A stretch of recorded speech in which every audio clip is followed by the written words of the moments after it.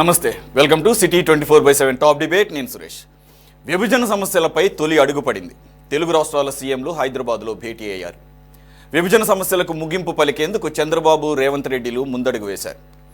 10 అంశాల అజెండాతో చర్చలు సాగుతుండగా తెలంగాణ పెట్టిన కొన్ని డిమాండ్లు సమస్యలకు చెక్ పెడతాయా లేదా అనే అనుమానాలు కూడా రేకెత్తిస్తున్నాయి. విలీన మండలాలను తిరిగిచ్చేయాలని కోరడం, ఏపీ పోర్టుల్లో ఎగుమతులు దిగుమతులు కోటా ఇవ్వాలని డిమాండ్ చేయటం, ఆఖరికి టీటీడీ ఆదాయాన్ని కూడా ఆశించడం సమస్యల పీఠముడిని మరింత జటిలం చేస్తాయనే అనుమానాలు వస్తున్నాయి. ఈ నేపథ్యంలో తెలంగాణ రాష్ట్రాల ముఖ్యమంత్రుల భేటీపై ఉత్కంఠ నెలకొంది. చంద్రబాబు, రేవంత్లు ఎలాంటి నిర్ణయాలు తీసుకుంటారో అనే ఆసక్తి ఏర్పడింది. అయితే సీఎంల సమావేశం పారదర్శకంగా సాగాలంటే చర్చలను ప్రత్యక్ష ప్రసారం చేయాలని వైసీపీ, సిపిఐ డిమాండ్ చేయడం ఇక్కడ విశేషం. మరోవైపు మోదీ సర్కార్ ముందు చంద్రబాబు 1,00,000 కోట్ల డిమాండ్ చిట్టా విప్పినట్లుగా తెలుస్తోంది. ఏపీకి సుమారుగా 1,00,000 కోట్ల ఆర్థిక సాయాన్ని చంద్రబాబు కోరినట్లు జాతీయ మీడియా చెబుతోంది. ఏపీకి ప్రత్యేక సాయంగా కాకుండా కేంద్ర పథకాల రూపంలో 1,00,000 కోట్లు ఇవ్వాలని చంద్రబాబు కోరగా ఢిల్లీ పెద్దల నుంచి సానుకూలంగా స్పందన కూడా వచ్చినట్లుగా తెలుస్తోంది. దీనికి కారణం తెలిసిందే. ఎందుకంటే బాబు మద్దతుపైనే మనుగడ సాగిస్తున్న మోదీ సర్కార్ ఏపీ పట్ల ఏమాత్రం నిర్లక్ష్యంగా వ్యవహరించలేని పరిస్థితి కాబట్టి. ఈ అంశాలపై ఈరోజు డిబేట్లో పార్టిసిపేట్ చేస్తున్నారు. మనకు స్టూడియో నుంచి టీడీపీ అఫీషియల్ స్పోక్స్ పర్సన్, అలాగే social democratic state president Madigani Gurunatham గారు. నమస్తే sir, welcome to the debate. అలాగే Congress APCC general secretary Sheikh Saida గారు జాయిన్ అయ్యారు. నమస్తే అండి, వెల్కమ్ టు ద డిబేట్. ప్రముఖ అనలిస్ట్, సీనియర్ జర్నలిస్ట్ కోటేశ్వర గారు ఉన్నారు. అలాగే సిపిఐ నుంచి ప్రతినిధి కాసేపట్లో జాయిన్ అవుతారు. Welcome to you all. Sir, I will start off with you Gurunatham గారు. ఇప్పుడు ప్రస్తుతం అయితే భేటీ నడుస్తుంది. 6 o'clock స్టార్ట్ అయింది ఇద్దరు ముఖ్యమంత్రులు. ఇది అఫీషియల్గా ఫస్ట్ టైం అనుకోవచ్చు. ఎందుకంటే గత 10 సంవత్సరాల్లో అక్కడ కేసీఆర్ గారు ఉండటం అనేది ఆయన రాజకీయంగా చాలా బాగా ఉపయోగించుకున్నాడు దాన్ని, ఎటువంటి ముందడుగు వేయకుండా. ఇకపోతే తర్వాత 14-19 మధ్య ఇక్కడ చంద్రబాబు గారు ఉన్నా అక్కడ కేసీఆర్ ఉండటం అనేది, అప్పట్లో టీడీపీ అక్కడ యాక్టివ్గా కూడా ఉంది. తెలంగాణలో కొన్ని సీట్లు కూడా సంపాదించారు 2014లో. కాబట్టి అసలు టీడీపీ ఉనికినే భరించలేనటువంటి కేసీఆర్ ఈ సమస్యల పీఠముడిని అలాగే కంటిన్యూ చేశాడని ఒక ఆరోపణ ఉంది. పక్కన పెడితే 19-24 మధ్య ఇక్కడ జగన్మోహన్ రెడ్డి. ఇక వీరిద్దరు కూడా జాంజిగిరి దోస్తులు అనేది చాలా ఓపెన్గానే తెలిసిందే. చాలాసార్లు కలిశారు, కానీ ఏదో పర్సనల్ ఎజెండాగా వాళ్ళు మాట్లాడుకుంటమే తప్ప అఫీషియల్గా ఈ విభజన సమస్యల మీద, అలాగే పరిష్కారం కానటువంటి వాటి మీద ఎప్పుడు కూడా వారిద్దరూ స్పెసిఫిక్గా కూర్చున్నటువంటి దాఖలాలు లేవు. కలిసినా కూడా జరిగినాయి 30 సార్లు, అది కూడా అధికారుల మధ్య జరిగినాయి ఆ భేటీలు. ఎప్పుడైతే అధినేతలు కరెక్ట్గా ముందు రాకపోతే అధికారులు ఎన్నిసార్లు కూర్చున్నా కానీ అవి పూర్తి స్థాయిలో పరిష్కారం కాదనేది క్లియర్గా అందరికీ తెలిసింది. సో పొలిటికల్ ఇంక్లినేషన్ అనేది ఉండాలి ఇప్పుడు కూడా. గుడ్ థింగ్ ఇక్కడ మళ్ళీ చంద్రబాబు నాయుడు గారు అధికారం చేపట్టడం ఏపీకి, అక్కడ తెలంగాణలో ప్రభుత్వం మారడం, కాంగ్రెస్ రావటం, మళ్ళీ ముఖ్యమంత్రిగా రేవంత్ రెడ్డి గారు. వీరిద్దరూ ఇంతకుముందు కలిసి పనిచేసినటువంటి సహచరులు కాబట్టి ఆ ఇద్దరి మధ్యలో ఆ ఇంటిమసీ ఉంది, ఆ ఒక అండర్స్టాండింగ్ ఉంది. ఏ విధంగా ఉంటారు, ఏ విధంగా వ్యవహరిస్తారు, ఒకరి పట్ల ఒకరికి పూర్తి అవగాహన ఉంది. కాబట్టి ఈరోజే మొత్తం పరిష్కారం అవుతాయి అని చెప్పేసి ఆశించడం అది అత్యాశ అవుతుంది. అది కరెక్ట్ కూడా కాదు. ఎందుకంటే అధికారుల స్థాయిలో మళ్ళీ మీటింగులు జరగాలి వీరిద్దరు ఆధ్వర్యంలో. కాబట్టి it's sort of a signal, అంటే ఒక సుహృద్భావ వాతావరణంలో we are going to take it very seriously. ఇక వీటిని నాంచే ఆలోచన లేదు అంటున్న సందర్భంలో మీరు ఏ విధంగా చూస్తారు, ఎంతవరకు కొలిక్కొచ్చే అవకాశం ఉంది? ఎందుకంటే కొన్ని కొత్త డిమాండ్లు కూడా వస్తున్న నేపథ్యం తెలంగాణ నుంచి. సురేష్ గారు, ఇది ఒక 2013 నుంచి కూడా మన దేశంలో విభజన జరిగిన తర్వాత జరుగుతున్నటువంటి ప్రక్రియ. ఇప్పుడు అన్నదమ్ములు కానీ కుటుంబ సభ్యులు కానీ ఏదైనా ఆస్తులు ఉన్నప్పుడు పంపకాలు పంచుకునేటప్పుడు కొన్ని తాత్కాలికమైనటువంటి ఆస్తుల పంపకాలు ఉంటాయి, సుదీర్ఘమైనటువంటి అంటే చాలా కాలం పెండింగ్ ఉండేటువంటి అసెట్స్కి సంబంధించినటువంటి రెండు అంశాలు ఉంటాయి. ఇక్కడ 9th, 10th షెడ్యూల్స్లో మనకి రావాల్సినటువంటి 12,000 కోట్ల రూపాయలు మరి రాష్ట్ర ప్రభుత్వానికి మనకి తెలంగాణ నుంచి రావాలి విభజన జరిగిన తర్వాత అట్లానే తెలంగాణలో 2-3 బిల్డింగ్స్ సంబంధించినటువంటి ఫైనలైజ్ కావాలా. 60-40 అనేది మనకి కృష్ణా వాటర్ కానీ, బచావత్ ట్రిబ్యునల్స్ కానీ, ఈ గోదావరికి సంబంధించినటువంటి కానీ, కృష్ణానదిని కుప్పం తీసుకెళ్లేటువంటి కార్యక్రమాల్లో పోతిరెడ్డిపాడుకి సంబంధించినటువంటి అంశాలు కానీ, అందిరి నివా కానీ, వీటన్నిటికీ సంబంధించినటువంటి అనేక సార్లు 43 సార్లు, మీరు ఇందాక 32 సార్లు ఏదో అన్నారు, 43 సార్లు పైనే ఆఫీసర్స్ కూర్చున్నారు. దీనికన్నా కూడా బిఫోర్ మనం ఒకటి మాట్లాడుకోవాలి. ఏంటంటే ఈ జగన్మోహన్ రెడ్డి గారు కేసీఆర్ ఇద్దరు ఒకటయ్యి 10 సంవత్సరాలుగా, అప్పుడు చంద్రబాబు నాయుడుకి 2014లో ఎలక్షన్లో గెలిచిన తర్వాత అతని మీద, ఈ రేవంత్ రెడ్డి గారి మీద, ఇద్దరి మీద ఓటుకు నోటు కేసు అనేది పెట్టి కావాలని రాజకీయంగా కక్ష సాధించారు. మీకు తెలుసు ఎందుకు చేశారో తెలుసా? అసలు ఆ రహస్యం మీ అందరికి కూడా తెలియదు, నేను ఇప్పుడు చెప్తున్నాను. దాని అంతరంగ బ్యాక్గ్రౌండ్ ఉన్నది. ఈ యొక్క విభజన అంశం ఉందో చూసారా, దీన్ని తెలంగాణ ఉద్యమం తర్వాత ఏదైతే వచ్చిందో, గవర్నమెంట్లోకి వచ్చారో కేసీఆర్, వీటన్నిటిని అడగకుండా ఉంటారు. ఆంధ్రప్రదేశ్ హైదరాబాదులో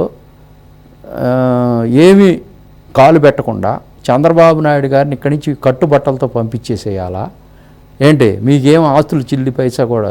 ఆ పెద్దన్నగా ఉన్నటువంటి కేసీఆర్ మనకి రాజధాని లేనటువంటి రాష్ట్రాన్ని, తలకాయ లేనటువంటి మొండాన్ని ఇచ్చినటువంటి నేపథ్యంలో ఇవన్నీ అడుగుతారేమో అని చెప్పి ఇక్కడ ప్రతిపక్షంలో ఉన్నటువంటి జగన్మోహన్ రెడ్డి గారు చంద్రబాబు నాయుడు ఫెయిల్యూర్ అయిపోవాలా, అట్టర్ఫ్లాప్ అవ్వాలా, సీఎం గారుగా చెడ్డ పేరు తెచ్చుకోవాలా, ఇక్కడ అభివృద్ధి జరగకూడదనేటువంటి ఒకే ఒక పొలిటికల్ ఎజెండాతో సమస్యల పరిష్కారం కానియకుండా కుట్ర కోణంలో రాజకీయంగా ఆ రోజు వీళ్ళ మీద కేసులు పెట్టి వీళ్ళని కూడా అక్కడి నుంచి రేవంత్ రెడ్డి గారిని జైల్లో పెట్టించి చంద్రబాబు నాయుడు గారిని కట్టుబట్టలతో హైదరాబాద్ పంపించి, విజయవాడ పంపించి.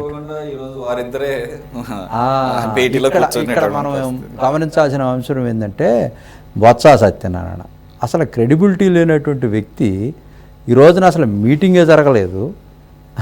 ఇప్పుడు ఆలు లేదు, సూలు లేదు, అల్లుడి పేరు సోమలింగం అన్నట్టుగా అసలు పారదర్శకత గురించి తను మాట్లాడే దాంట్లో ఏమన్నా ఉందా? అసలు రాజశేఖర రెడ్డి గారిని అమ్మనాబూతులు తిట్టినటువంటి వ్యక్తి కాంగ్రెస్లో ఉండంగా ఇప్పుడు అతను దెయ్యాలు వేదాలు వల్లించినట్టుగా, ఇది కోడిగుడ్డు మీద ఈకలు పీకినట్టుగా ముందు అసలు మీరు ఎందుకు ఓడిపోయారు, మీరు పారదర్శకత ఎందుకు లేదు, గత కేసీఆర్తో మీరు మీటింగ్లో ఏం మాట్లాడారో 2018-19లో ముఖ్యమంత్రి అయినప్పుడు అవన్నీ బయట పెట్టండి. అసలు మీరు దొంగ అంటే దొంగ అని ఊళ్ళుళ్ళు పంచుకున్నట్టుగా ఈ రోజున పర్ఫెక్ట్గా చంద్రబాబు నాయుడు గారు విజనరీ, సంపదను సృష్టిస్తాడు. ఆయన శిష్యుడిగా ఉన్నటువంటి రేవంత్ రెడ్డి వీళ్ళిద్దరూ కలిసి ఇంకోటి చెప్తామన్నాడు, పోర్టుల్లో వాటా అడుగుతున్నారు, గాలి మాటలు చెప్తా ఉన్నాడు బొత్స గారు. ఇతనేదో దైవాంశ సంభూతుడిలాగా ముందే ఊహించినట్టుగా, అక్కడ ఏదో ఉన్నట్టుగా. తర్వాత మాకు ఆంధ్రప్రదేశ్లో మాకు అనేక వాటాలు కావాలా, తిరుపతి తిరుమల దేవస్థానంలో మాకు డబ్బు కావాలా, వాటా కావాలని అడుగుతున్నారనేది. ఇది బైఫర్కేషన్ జరిగేటప్పుడు ఒక చర్చ జరిగింది దీని మీద. ఏమనంటే ఆంధ్రప్రదేశ్లో మాకు కేసీఆర్ అడిగాడు, పోర్టు కావాలి కదా, మాకు సముద్రం లేదు కదా, మరి అంటే మీరు మచిలీపట్నం పోర్టు పెట్టుకొని అక్కడి నుంచి రవాణా సౌకర్యాలు దిగుమతి చేసుకొని హైదరాబాద్కి పెట్టుకొని మాకేం అభ్యంతరం లేదని చెప్పారు. దానివల్ల వాట్ ఇస్ ది రాంగ్? పోర్టులో వాటాలు ఇచ్చేదేముంది, వాళ్ళు కూడా ఎగుమతులు దిగుమతులు వస్తాయి, మనకు కూడా జిఎస్టీ వస్తుంది, డబ్బు వస్తుంది, బ్రహ్మాండమైనటువంటి ఉపాధి హామీ పథకాలు పెరుగుతాయి, మనకు కూడా నిరుద్యోగ సమస్య తీరుద్ది, బ్రహ్మాండమైనటువంటి కల్చర్ పెరుగుద్ది, తప్పే ఉంది. ఇప్పుడు మనం అందరం హైదరాబాద్ పోతా ఉన్నాం, ఎయిర్పోర్ట్లో బ్రహ్మాండంగా Shamshabad airport, outer ring road చుట్టుపక్కల బ్రహ్మాండమైనటువంటి వ్యాపారాలు జరుగుతూ ఉన్నాయి హైదరాబాద్లో. అట్లానే కూడా మనకు కూడా ఇక్కడ ఇన్నర్ రింగ్ రోడ్డు వస్తూ ఉంది. మనం కూడా ఢిల్లీని తలదన్నేటువంటి రాజధాని చేసుకోవాలంటే ఈ 12,000 కోట్లు అవి వస్తాయి, రాకుండా ఉండే ప్రశ్నే లేదు. ఈ రోజున నేను ఆశాభావం వ్యక్తం చేస్తూ ఉన్నాను, ఇద్దరు గ్రీన్ సిగ్నల్ ఇస్తారు, బ్రహ్మాండమైనటువంటి ఆన్సర్తో ఈ మీటింగ్ బయటకు వస్తుంది. తప్పకుండా 12,000 కోట్లు పరిష్కారం జరుగుతుంది. తర్వాత హైదరాబాద్ తెలంగాణలో ఉన్నటువంటి ఆ తెలంగాణ ఆంధ్ర భవనం సమస్యలు కూడా పరిష్కారం అవుతాయి, ఈ వాటర్ సమస్యలు కూడా పరిష్కారం అవుతాయి. మంచి స్నేహంగా ఇద్దరు కలిసి రాజకీయంగా రెండు రాష్ట్రాలు, తెలుగు రాష్ట్రాలు అభివృద్ధి శరవేగంగా ముందుకెళ్తుంది. మీరు చూడండి, మీరు అన్నారు సురేష్ గారు 1,00,000 కోట్లు అడిగారనేది. బుందేల్ఖండ్లో జిల్లాల వారీగా తీసుకొని అక్కడ ప్యాకేజీ అనొచ్చు, లేకపోతే స్టేటస్, ఇవన్నీ కాకుండా పక్కన పెట్టి ఈ ఓట్లు ఎలక్షన్లప్పుడు మన జగన్మోహన్ రెడ్డి గారు దొంగలకు దొంగ జగన్మోహన్ రెడ్డి గారు ఏం అబద్ధాలు చెప్పాడండి? సరే, ఓకే. అసలు ఏం చెప్పాడండి? అసలు ఎంత అబద్ధాలు చెప్పాడండి ఎలక్షన్ల ముందు. నాకు 25కి 25 పార్లమెంట్ సీట్లు ఉండే, నేను స్పెషల్ స్టేటస్ తీసుకొస్తానని చెప్పినటువంటి వ్యక్తి. అయితే మీరు అన్నట్టుగా 1,00,000 కోట్ల అంశం నేను ప్రస్తావించాను, అది మనం నెక్స్ట్ మాట్లాడుకుందాం. దాని గురించి మీ దగ్గరికి వస్తాం, మళ్ళీ వస్తా. అది మీరు సెపరేట్గా దాని గురించి మాట్లాడాలి. ఈ అంశం తప్పకుండా డెఫినెట్గా రిజల్ట్ రాబోతా ఉంది. ఇంకోటి 2-3 గంటల్లో రిజల్ట్ వస్తుంది, సానుకూలంగా వస్తుంది. బొత్స సత్యనారాయణ రిజల్ట్ అది ఇదేంటంటే మొదటిసారి కూర్చుంటున్నారు, ఇప్పుడు అధికారుల స్థాయిలో మళ్ళీ చాలా సార్లు కూర్చోవాల్సిన కూర్చుంటారు సార్. నేను చెప్పేది ఏంటంటే ఒక సిగ్నల్ అంగీకారానికి వస్తారు సురేష్ గారు, ఒక సిగ్నల్ వస్తుంది, పాజిటివ్ వైబ్రేషన్స్ తోనే వెళ్తాం. అర్థమైంది. ఇది ఒక సింబాలిజం, ఇది ఒక సింబాలిక్ గా చూడాలి ఇది. ఎందుకంటే ఒక పాజిటివ్ అట్మాస్ఫియర్ ఉంది అనేది, అలాగే త్వరలోనే పరిష్కారం కాబోతున్నాయి. ఎందుకంటే చాలా వరకు పరిష్కారం చేసుకోవచ్చు, 1-2 అంశాలు మాత్రమే జటిలంగా ఉన్నాయి. ఇప్పుడు మీరు చెప్పినటువంటిది టీటీడీది, మీరు పోర్టులు అన్నారు సంబంధించినటువంటి, అవి కూడా ఇప్పుడు కొత్తగా ఇవి పుట్టించినయా నిజంగా వాళ్ళు అడుగుతున్నారు లేదో చూడాలి. నాకు కూడా గుర్తుంది, కేసీఆర్ గారు ఈ ప్రతిపాదన పెట్టినప్పుడు 2013లో విభజన జరిగినప్పుడు మాకు దిగుమతులు ఎగుమతులు అది విన్నాం అది కరెక్ట్ అది అడిగారు, అది విన్నాం. కానీ టీటీడీ వ్యవహారం అంటే కోటేశ్వర గారు చెప్తారు. ఒక్క నిమిషం, నేను మీ దగ్గరికి వస్తాం మళ్ళీ. కోటేశ్వర గారు, ఈరోజు బొత్స సత్యనారాయణ గారు ఎక్స్ వేదికగా పారదర్శకంగా జరగాలి, లైవ్ ఇవ్వాలి, ట్రాన్స్పరెన్సీ అనేది ప్రజలకి కనపడాలి. ఎందుకనంటే కొత్తగా అంటే ఈ టీటీడీ అని అలాగే పోర్టుల్లో వాళ్ళు డిమాండ్లు చేస్తున్నారు కాబట్టి అని చెప్పేసి, ఇవి నిజంగానే ఆ డిమాండ్లు ఉన్నాయా లేదంటే కనుక ఒక రాజకీయపరమైనటువంటి దీంట్లో. ఆఫ్ కోర్స్ మళ్ళీ ఈవినింగ్ అచ్చెన్నాయుడు స్పందించారు, అదే ఎక్స్ వేదికగా ట్రాన్స్పరెన్సీ గురించి మీరు చెబితేనే మేము వినాలి, ఆఖరికి ప్రెస్ మీట్ పెట్టి కూడా దాన్ని ఎడిట్ చేసి లైవ్ కాకుండా ఎడిట్ చేసి ఇచ్చినటువంటి మీ చరిత్ర కాబట్టి మీరు చెప్తే వినాల్సిన పరిస్థితి లేదు, 2 రాష్ట్రాలు కూడా చాలా ఫ్రెండ్లీ అట్మాస్ఫియర్లో కూర్చుంటున్నాం అని చెప్పేసి. నిజంగానే సార్, ఎప్పుడు వాళ్ళిద్దరూ కూడా విభజన సమస్యల మీద ఎప్పుడు ముఖ్యమంత్రులు మామూలు కలిశారు, కానీ అఫీషియల్గా ఒక ప్రెస్కి చెప్పి కూర్చుంటాం ఈ రకమైన ఇప్పుడు చూస్తున్న వాతావరణం ఇప్పుడు మనకు కనపడలేదు. నిజంగానే వారికి అలాగే ఆశ్చర్యకరంగా సిపిఐ రామకృష్ణ గారు, అంటే ఆ కాంటెక్స్ట్ వేరు అనుకుంటున్నాను నేను అనుకుంటాం. ఆయన ఏమంటున్నారంటే ఇప్పట్లో అన్నీ లైవ్ ఇస్తున్నారు కదా, పార్లమెంట్ ఇస్తున్నారు, ఆఖరికి సుప్రీంకోర్టు ప్రొసీడింగ్స్ ఇస్తున్నారు, కాబట్టి ఇవి కూడా ఇస్తే తప్పే ఉందని చెప్పేసి. నిజంగా అవసరం అనుకుంటే ఇస్తారేమో, మరి కాంటెక్స్ట్ డిఫరెంట్ అయ్యి ఉండొచ్చు. నేను రెండింటిని ఒకే ఘాటను కట్టను. What you say sir? Sir audio ఒకసారి చెక్ చేయరా, మ్యూట్లో ఉంది ప్లీజ్. ఎవరు ఏ నేపథ్యంలో మాట్లాడినప్పటికీ కొన్ని పరిమితులు ఉంటాయి అనేటువంటి అంశాన్ని మనం గమనంలో ఉంచుకోవాలి. ఇప్పుడు అడిగే దగ్గర పిసినార్తనం ఎందుకు అన్నట్టుగా ఏమైనా అడగొచ్చు, ఎవరైనా రామకృష్ణ గారు కావచ్చు, లేకపోతే బొత్స గారు కావచ్చు, ఎవరైనా అడగొచ్చు. ఇద్దరు ముఖ్యమంత్రులు అఫీషియల్ గా జరుగుతున్నటువంటి సమావేశం, అది కూడా ఒక వివాదం మీద, వివాదమే కదా, 2 రాష్ట్రాల మధ్య ఉన్నటువంటి ఒక వివాదం, అపరిష్కృతంగా ఉన్నటువంటి సమస్య మీద జరుగుతున్నటువంటి దాన్ని లైవ్ గా ఇవ్వాలంటాం అనేటువంటిది ఒక విడ్డూరమైనటువంటి కోరిక. అది ఎక్కడ ఇంతవరకు అంతర్రాష్ట్ర నదీ జలాల గురించి గతంలో ముఖ్యమంత్రుల మధ్య లేదా కేంద్ర మంత్రుల మధ్య జరిగినటువంటి సమావేశాలు వీటిని కూడా ఇట్లా లైవ్ లో ఇచ్చేటువంటిది కాదు, దానికి ఉండేటువంటి పరిమితులు దానికి ఉంటాయి. అందువలన అది ఒక వింత కోరికగానే చూడాలి మనం, అది జరిగేటువంటిది కాదు, ఎవరు జరగదు.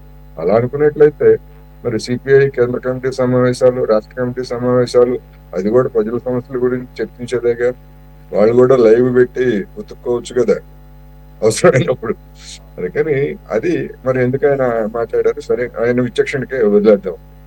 ఇక ఇప్పుడు ఈ సమస్య సరే బొత్స సత్యనారాయణ గారికి అసలు ఏమాత్రం నైతికపరమైనటువంటి హక్కు లేదు. ఆయన ఎక్కడ ఇంతవరకు జగన్మోహన్ రెడ్డి గారు ప్రెస్ లో మొన్న ఈ పిన్నెల్లి రామకృష్ణారెడ్డిని కలిసినప్పుడు బయట ప్రెస్ కాన్ఫరెన్స్ లాగా కాదు, ప్రెస్ తో మాట్లాడారు ఆయన అంతే. అది తప్ప అఫీషియల్ గా ముఖ్యమంత్రి హోదాలో ప్రెస్ కాన్ఫరెన్స్ పెట్టి ఆయన చెప్పాల్సింది చెప్పి, లేదా జర్నలిస్టులు అడగాల్సిందని అడిగేటువంటి సాంప్రదాయాన్ని కానీ, లేకపోతే ఆ పారదర్శకతను కూడా లేనటువంటి వ్యక్తిని నాయకత్వంలో ఉన్నటువంటి పార్టీ ఆ విధంగా కోరటం అనేది జనాన్ని తప్పుదారి పట్టించేందుకు చూసినప్పటికీ నవ్వుకుంటారనేటువంటి కూడా మనం అర్థం చేసుకోవాలి. అయితే ఒకటి నవ్వితే నాకేంటి సిగ్గు అన్నట్టుగా అనేక అంశాల మీద వాళ్ళు ఉన్నారు. ఇక మీరు చెప్పినటువంటి వచ్చాయి అని చెప్తున్నటువంటి అంశాలు, దాని గురించి ఒకవేళ వచ్చినా రాకపోయినా దాని గురించి కొన్ని అభిప్రాయాలు మనం స్పష్టంగా చెప్పుకోవచ్చు. ఇప్పుడు తిరుమల తిరుపతి దేవస్థానం ఆదాయము లేదా ఆస్తులు, దాని ఆస్తులు వివిధ రాష్ట్రాల్లో ఉన్నాయి. అదేవిధంగా తెలంగాణలో కూడా టిటిడి కళ్యాణ మండపాలు అవన్నీ కూడా ఉన్నాయి. హైదరాబాద్ లో ప్రైమ్ ప్లేస్ లోనే అట్లాంటివి కూడా ఉన్నాయి. అయితే ఉమ్మడి రాష్ట్రం ఉన్నప్పుడే ఇతర రాష్ట్రాల్లో కూడా అలాంటి టిటిడి ఆస్తులు అవన్నీ కూడా కట్టడాలు ఉన్నాయి, నిర్వహణ ఉన్నాయి.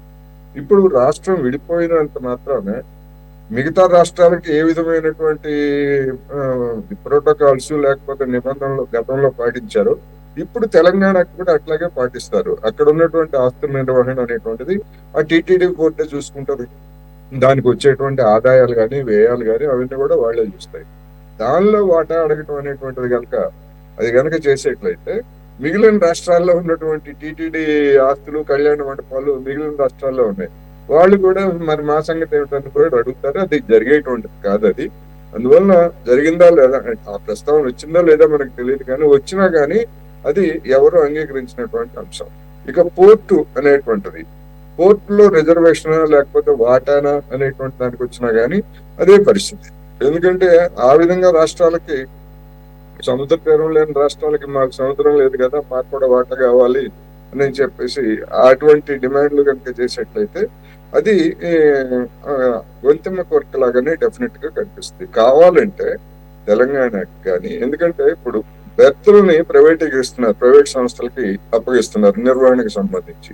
ఆ విధంగా కావాలనుకుంటే ఆంధ్రప్రదేశ్ లో ఉన్నటువంటి పోర్టుల్లో విశాఖపట్నమా, లేకపోతే మచిలీపట్నమా, లేకపోతే దుగ్గరాజపట్నమా, లేదా రామాయపట్నం, ఎక్కడ కాకినాడ, ఇటువంటి పోర్టుల్లో ఎక్కడ కావాలంటే అక్కడ ఒక బెర్త్ తీసుకొని మిగతా వాళ్ళ మాదిరిగానే బెర్త్ తీసుకొని లావాదేవీలు నిర్వహించుకోవచ్చు. దానికి ఆ సందర్భంగా జరిగేటువంటి లావాదేవీల మీద మిగతా వాటికి ఏ నిబంధనలు అయితే ఉన్నాయో తెలంగాణకు కూడా అటువంటి నిబంధనలే ఉంటాయి. దానికి రాష్ట్ర ముఖ్యమంత్రిగా, ఎందుకంటే రాష్ట్ర రేవులు అనేటువంటివి కేంద్రం, విశాఖ రేవు కానీ ఇటువంటివన్నీ కూడా కేంద్రంలో ఉన్నటువంటి అంశాలు. లేదు రాష్ట్ర పరిధిలో ఉన్నటువంటి రేవులకైనా కానీ అదే విధమైనటువంటి పారామీటర్స్ వచ్చేస్తున్నాయి కనుక ఒకవేళ అటువంటి బెర్త్ కావాలనుకుంటే మిగతా వాళ్ళకి కేటాయించడానికి అభ్యంతరం ఉండనవసరం లేదనేది నా అభిప్రాయం. ఇక మిగిలినటువంటి అంశాల మీద ఏం ప్రతిపాదనలు నిర్దిష్టంగా ఏం పెట్టారు ఏమిటి అనేటువంటిది మనకి స్పష్టత రాకుండా, వెల్లడి కాకుండా వాటి మీద మనం ఏమి చెప్పడానికి లేదనేది సందర్భంగా నేను చెప్పదలుచుకున్నాను. కరెక్టే సార్. అయితే ప్రస్తుతం ఉన్న సమాచారం మేరకు 10 అంశాల మీద మాత్రం అధికారులు ఈ చర్చలకు సిద్ధం చేశారని చెప్పేసి వినపడుతుంది. ఆ 10 అంశాలు ఏంటనేది చూడాలి. ఎలాగో కాసేపట్లో బయటకు వచ్చినప్పుడు బ్రీఫింగ్ ఇస్తారనుకుంటున్నా ఖచ్చితంగా. ఇకపోతే మనం చర్చ కోసం ఏదైతే బీఆర్ఎస్ డిమాండ్ చేస్తున్నట్లుగా విలీనం చేసినటువంటి 7 మండలాలను తిరిగి తెలంగాణ డిమాండ్ చేయాలి, అడగాలి అని చెప్పేసి, అది జరిగే ఛాన్స్ ఉందంటారా? లేదు కదా ఖచ్చితంగా. ఎందుకంటే చంద్రబాబు నాయుడు గారు ఏడు మండలాలు విలీనం అనేటువంటిది అది బహుశా అది చర్చనీయాంశం అయి ఉండదు నేను అనుకోవటం. ఒకవేళ చర్చనీయాంశం అయినా కానీ దానికి రేవంత్ రెడ్డి గారు అది కావాలని కోరుండొచ్చు. చంద్రబాబు నాయుడు గారు అది కుదరదని చెప్పి ఉండొచ్చు. అదే జరుగుతుంది. అఫీషియల్ గా చెప్పాల్సి వచ్చినా కానీ అదే జరుగుతుంది. అందుకని ఆ 7 మండలాల విలీనం అనేటువంటిది అంటే తిరిగి తెలంగాణకు రావడం అనేటువంటిది అది జరిగేటువంటిది కాదనేది మనం స్పష్టంగా చెప్పుకోవచ్చు. అయితే కొన్ని గ్రామాలు ఉన్నాయి. ఆ గ్రామాలకు సంబంధించి మన నిన్న డిస్కషన్ లో కూడా వచ్చాయి. అటువంటి గ్రామాలు దానివల్ల ఇబ్బంది లేదు, లేదా కాంపెన్సేషన్ చెల్లించి తిరిగి వాటిని తెలంగాణలోనే కలపడానికి ఏదైనా పాసిబిలిటీస్ అట్లాంటివి ఏమైనా ఉండేట్లయితే వాటిని పరిశీలించవచ్చు అనేది కూడా నిన్ననే మన చర్చలో వచ్చింది. ఇవాళ కూడా దాని మీద అయితే నా అభిప్రాయం అదే. రైట్. అలాగే మనం గమనిస్తే గత 10 సంవత్సరాలు ఎప్పుడూ కూడా 7 మండలాలను తిరిగి కలపాలి అనే ఒక డిమాండ్ పరంగా దాని మీద కంటిన్యూస్గా ఏమీ కూడా డిమాండ్లు రాలేదు, యాజిటేషన్స్ కూడా ఎక్కడ మనం చూడలేదు. కాబట్టి ఇది బీఆర్ఎస్ తీసుకొస్తున్నటువంటి ఒక పొలిటికల్ అంశంగానే చూడాలి, అంతే కదా సార్?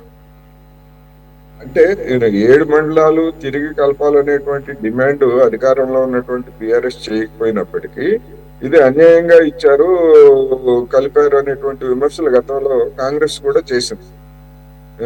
7 మండలాలని, తెలంగాణకు చెందినటువంటి 7 మండలాలని ఆంధ్రప్రదేశ్కి అప్పగించారు అనేటువంటి దాన్ని విమర్శ కాంగ్రెస్ కూడా చేసింది.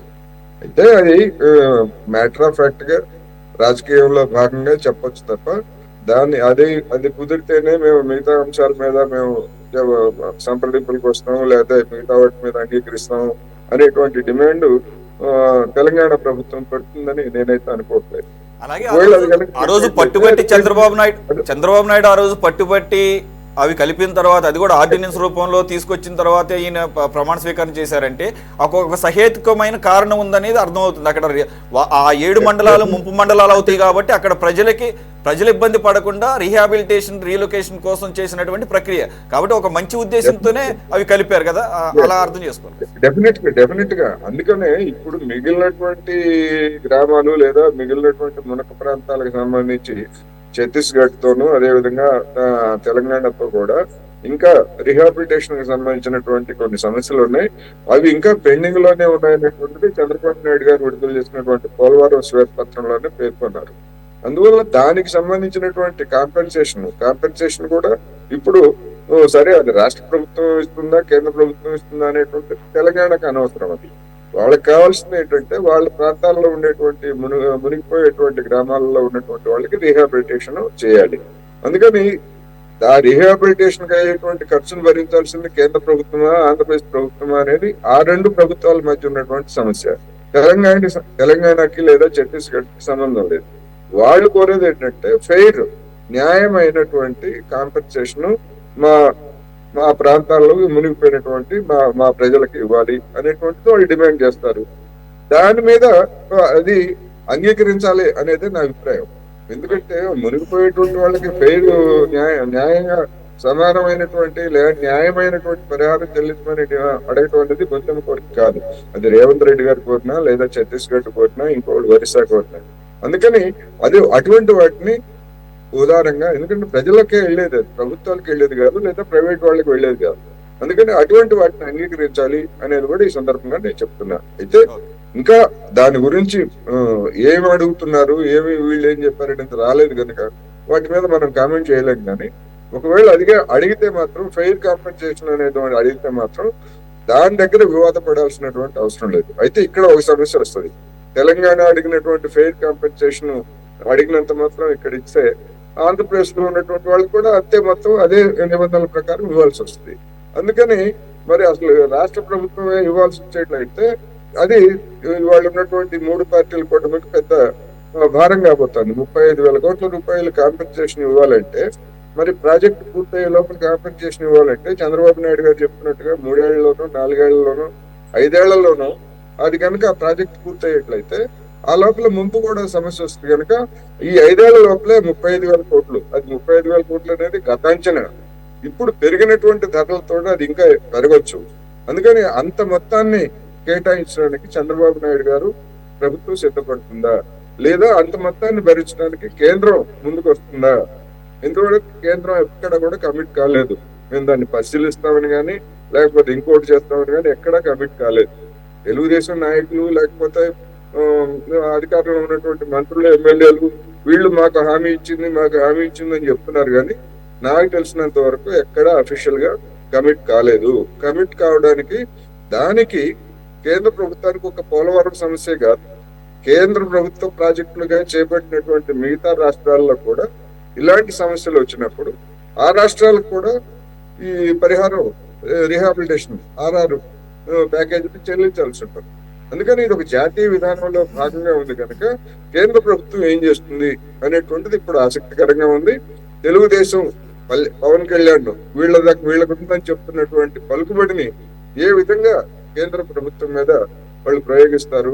ఒత్తిడి చేస్తారా, లేకపోతే ప్రతిమదాలుతారా, ఏం చేస్తారు? అంతర్గతంగా జరిగే మనకు తెలియదు కదా. ఎందుకంటే కేసీఆర్ అంతర్గతంగా ఏం కోరారో ప్రధానమంత్రి చెప్పాడు కదా, మా కొడుకుని ముఖ్యమంత్రిని చేస్తాం, మీరు ఆశీర్వదించండి అని. అందుకని అంతర్గతంగా ఏం చేస్తారని కాదు, ఫైనల్ గా మనకి సాధిస్తారా లేదా, అంత పలుకుబడి నిజంగా వీళ్ళకు ఉందా లేదా అనేటువంటిది కూడా నిజానికి ఒక టెస్ట్ గానే, ఇది ఒక అగ్ని పరీక్షగానే పవన్ కళ్యాణ్ గారికి చంద్రబాబు నాయుడుకి పోలవరం ఉందనేది ఈ సందర్భంగా నేను చెప్తాను. ఓకే, షేక్ సైదా గారు,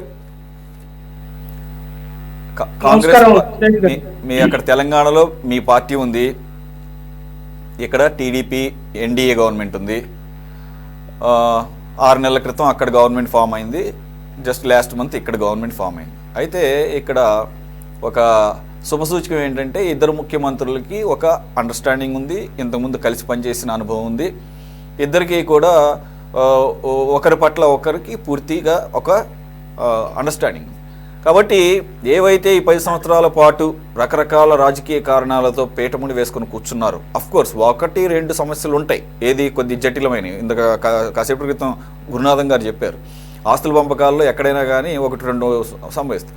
కానీ మోస్ట్ ఆఫ్ ది ఏవైతే సమస్యలు ఉన్నాయో అవన్నీ కూడా నిజంగా కనుక వాళ్ళకి చిత్తశుద్ధి ఉంటే ఈ పార్టీ సమస్యలు పరిష్కారం అయ్యాయని చాలామంది మేధావులు చెప్తున్నట్టు, కోదండరామ్ గారు లాంటి వాళ్ళు కూడా మాట్లాడుతున్నారు. ఏది ఫర్ ఎగ్జాంపుల్ ఏది ఈ ఉద్యోగుల విభజన కానీ, లేకపోతే ఆస్తుల పంపకాలు కానీ, ఆస్తులకు సంబంధించి అప్పులు ఉంటాయి, అలాగే దానికి ఉన్నటువంటి నిధులు ఉంటాయి. ఇవన్నీ కూడా 10 సంవత్సరాలుగా అలాగూ మూలబడి ఎవరు ఉపయోగించుకోకుండా దేనికి ఎవరికి నష్టం? 2 రాష్ట్రాలకి నష్టమే. 2 రాష్ట్రాలు మళ్ళీ ఆర్థిక పరంగా చాలా ఇబ్బందులు కూరుకున్నాం. కాబట్టి ఎంతో కొంత ఉపయోగపడుతుందిగా, వాటి వల్లనే పూర్తి స్థాయిలో అంతా సెట్ అవుతుందని కాదు. కాబట్టి అలా కాకుండా నీటి సమస్య కానీ, పర్టికులర్గా కృష్ణా జలాల పంపిణీ, అటువంటి జటిలమైన సమస్యలే. కాబట్టి అది డౌన్ ద లేన్ మాట్లాడుకోవచ్చు, నెమ్మదిగా చేసుకోవచ్చు. కాబట్టి మీరేమనుకుంటున్నారు? కాంగ్రెస్ పార్టీ తరఫున రేవంత్ రెడ్డి గారి యొక్క పరిపాలన చూస్తున్నాము, అలాగే ఓవరాల్గా కాంగ్రెస్ అప్రోచ్ చూస్తున్నాము, ఏమంటారు? సురేష్ గారు, మీకు ప్యానల్ ఉన్నటువంటి పెద్దలు పొలిటికల్ అనలిస్ట్ కోటేశ్వరరావు గారు, అలాగే తెలుగుదేశం పార్టీ నాయకులు అన్న మాదిగాని గురునాథం గారు, అలాగే సిపిఐ నాయకులు కామ్రేడ్ మారుతి ప్రసాద్ గారు,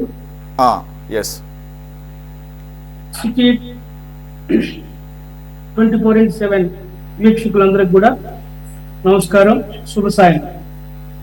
ఈరోజు ప్రధానంగా సురేష్ గారు 2 రాష్ట్రాల ప్రజలు, దాదాపు 9 కోట్ల మంది ఈ తెలుగు ప్రజలు మన రాష్ట్రానికి సంబంధించి ఆస్తుల పంపకాలకు సంబంధించి ఏం జరుగుతాయనేటువంటి ఒక ఉత్కంఠంతో చూసినటువంటి పరిస్థితి మాత్రం ఈ రోజు అన్ని టీవీ ఛానల్స్ దగ్గర ప్రజలు చూసినటువంటి పరిస్థితి కనిపిస్తుంది.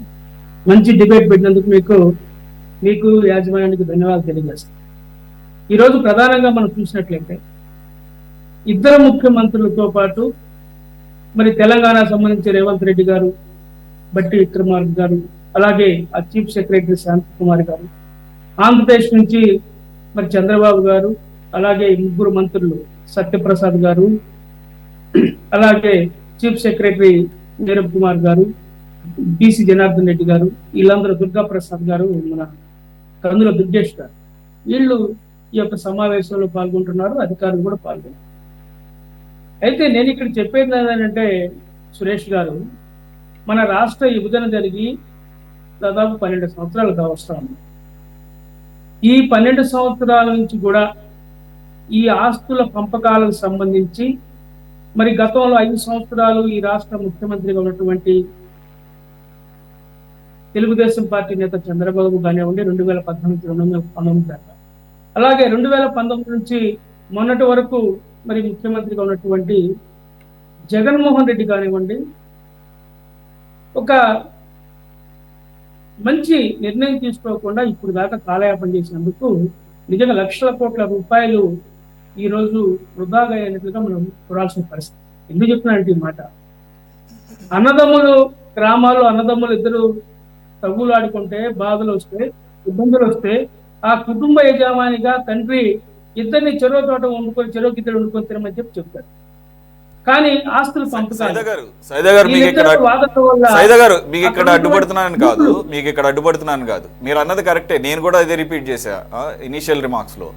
14 to 19 చంద్రబాబు గారు ఉన్నారు, అది వాస్తవం. అలాగే చూసాం 19-24 మధ్యలో జగన్మోహన్ రెడ్డి. కానీ అక్కడ ఆ 2 పీరియడ్లోనూ ఉన్నది అక్కడ కేసీఆర్. మీరు ఆ విషయాన్ని ఇక్కడ అది అతిపెద్ద ఆటంకంగా మీకు అనిపించడం లేదా? సరిపోదు కదా, 2 చేతులు కలవాలి కదా సార్. నేను ఆ విషయానికి కూడా వస్తా. ఎందుకంటే సురేష్ గారు, ఈ 2 ఎద్దులతోడైతే చేను బీడైనట్టుగా అక్కడ పరిస్థితి, అటు తెలంగాణ ముఖ్యమంత్రి కేసీఆర్ విషయం కానివ్వండి, ఇక్కడ ఉన్నటువంటి మరి అప్పుడు ఉన్నటువంటి ముఖ్యమంత్రి చంద్రబాబు కానివ్వండి, అక్కడ ఉన్నటువంటి విభేదాల వల్ల కానివ్వండి, చర్చలు ముందుకెళ్ళినటువంటి పరిస్థితి మనం చూసాం. తర్వాత జగన్మోహన్ రెడ్డి గారు ఈ ముఖ్యమంత్రి అయిన తర్వాత అలా ఇవ్వాలా అన్నట్టుగా ఇద్దరికి ఒకరికొకరు కౌగులించుకొని, మరి వాళ్ళ ఇంటికి ఈయన వెళ్ళి వీళ్ళింటికి ఆయన వెళ్ళి, మరి అమరావతి వస్తే తాడేపల్లి ప్యాలెస్ కి మంచి రాయలసీమ రుచులు వండి పెట్టి మంచి బిర్యానీ పెట్టి పంపించాడు. ఈయన కూడా అక్కడికి వెళ్ళి మరి అపూర్వంగా స్వాగతం చెప్పి, నాకు కేటీఆర్ ఎంతో నువ్వెంత అని చెప్పి ఆ రోజు బిగ్ బాస్ కేసీఆర్ మరి జగన్ పొగిడాడు. కానీ రాష్ట్ర విభజన సమయంలో షెడ్యూల్ 9-10 లో ఉన్నటువంటి అనేక అంశాల పరిష్కారంలో ఈ 2 ప్రభుత్వాలు వైఫల్యం చెందాయి. నేను ఎందుకు చెప్తున్నానంటే ఈ మాట, అప్పుడే కనుక కాంగ్రెస్ పార్టీ ఈ రాష్ట్రంలో అధికారంలోకి వచ్చినట్లయితే రాష్ట్ర విభజన తర్వాత ప్రత్యేక హోదా ఇచ్చేవాళ్ళం ఈ రాష్ట్రానికి. అలాగే ఈ ఆస్తుల పంపకాలు కూడా వెంటనే మరి పరిష్కారం చేసి ఈ రాష్ట్ర అభివృద్ధికి కాంగ్రెస్ పార్టీ తోడ్పడేదనే విషయాన్ని మీకు చెప్పడం కోసమే ఈ విషయాన్ని నేను చెప్తున్నానని చెప్పి మీకు తెలియజేస్తా ఉన్నా సురేష్ గారు. ఎందుకంటే మనం చూస్తా ఉన్నాం, లక్షల కోట్ల రూపాయలు విలువైనటువంటి ఆస్తులు ఈరోజు ఉమ్మడి ఆంధ్రప్రదేశ్ లో ఉన్నటువంటి ఆస్తులు దాదాపు 247 ఆస్తులు మరి ఈరోజు ఉన్నటువంటి పరిస్థితి. ఇప్పుడు మన షీలావేడి కమిషన్ మనం చూసాం, ఆమె దాదాపు షెడ్యూల్ 8-9 ఉన్నటువంటి అంశాలని ఇప్పుడు ఆమె రికమెండేషన్స్ ప్రకారం దాదాపు 180 నుంచి 130 దాకా మరి పరిష్కారం అయినట్టుగా కనిపిస్తారు. ఇప్పుడు ప్రధానంగా షెడ్యూల్ 9 లో 23, షెడ్యూల్ 10 లో 30 సంబంధించినటువంటి అంశాలు పెండింగ్ లో ఉన్నట్టుగా మనం చూస్తా ఉన్నాం. ఎందుకంటే ఇవి సులభ వాతావరణంలో ఒక మంచి మనసుతోటి ఈ సమస్య పరిష్కారం కావాలి అని చెప్పి ఇద్దరు ముఖ్యమంత్రులు మనస్ఫూర్తిగా ఆయా రాష్ట్రాల అభివృద్ధిని కాంక్షిస్తూ కూర్చుంటే సమస్య పరిష్కారం అయింది. అలా కాకుండా నేను పట్టిన 3 కుందేళ్ళని చంద్రబాబు, నేను పట్టిన 3 కుందేళ్ళని రేవంత్ రెడ్డి కూర్చుంటే ఈ సమస్య ఇప్పుడు పరిష్కారం కాదు. ఇది ఏదో కోర్టుకి వెళ్తే మరి పరిష్కారం ఎట్టయితే మనం చూసాం. బాబ్రీ మసీద్, అయోధ్య రామ సమస్య ఎన్ని 800 సంవత్సరాల పరిష్కారం అయిందో ఇదే విధంగా మరి అయ్యే పరిస్థితి ఏమైనా కనిపిస్తుందని చెప్పి నేను అనుకుంటా ఉన్నా. అయితే ఒకటి సురేష్ గారు, ఇప్పుడు దీన్ని పరిష్కారానికి సంబంధించి ఇద్దరు ముఖ్యమంత్రులు కూడా ఎవరు పరిధిలో వాళ్ళు. ఈరోజు ముఖ్యమంత్రి రేవంత్ రెడ్డి కాంగ్రెస్ పార్టీ నుంచి అక్కడ తెలంగాణలో ఉన్నాడు. ఆయన ఏమన్నా కొంచెం చంద్రబాబుకి ఏదైనా అనుకూలం చేస్తే మేము వెంటనే దాని మీద మాట్లాడాలని ఉద్దేశంతో ప్రధానంగా ఈరోజు కనిపిస్తా ఉన్నారు అక్కడ. అది కేసీఆర్ టీం, కేటీఆర్ కానివ్వండి, ఆ మంత్రులు, మాజీ మంత్రులు కానివ్వండి, బీఆర్ఎస్ వాళ్ళందరూ కూడా ఇప్పుడు ఆయన గురు శిష్యులు, వాళ్ళిద్దరు ఒకటేను అని రకరకాల ఎలక్షన్ ప్రచారంలో కూడా మనం చేసినటువంటి సందర్భాలు. ఎందుకంటే రేవంత్ రెడ్డి కూడా మరి తెలుగుదేశంతో పోల్చి మాట్లాడినటువంటి దౌర్భాగ్య పరిస్థితులు మనం రాష్ట్రంలో తెలంగాణలో చూసాం. అయితే నేను ఒకటే చెప్తా ఉన్నా, తమ్ముడే పేకాట. ఎందుకంటే ఎవరు రాష్ట్ర ప్రయోజనాలు వాళ్ళకి ముఖ్యం. మీరు అనుకున్నట్లుగా రేవంత్ రెడ్డి అంత చావచొచ్చినటువంటి వ్యవహారం కాదు. చాలా క్లియర్ గా ఆ రాష్ట్ర ప్రయోజనాలను అతను తాకట్టు పెట్టాడు. అలాగే చంద్రబాబు నాయుడు కూడా ఈజ్ ఏ సీనియర్ పొలిటీషియన్, 40 సంవత్సరాల రాజకీయాలు ఉన్నాడు, అనుభవం తెలిసినటువంటి వ్యక్తి.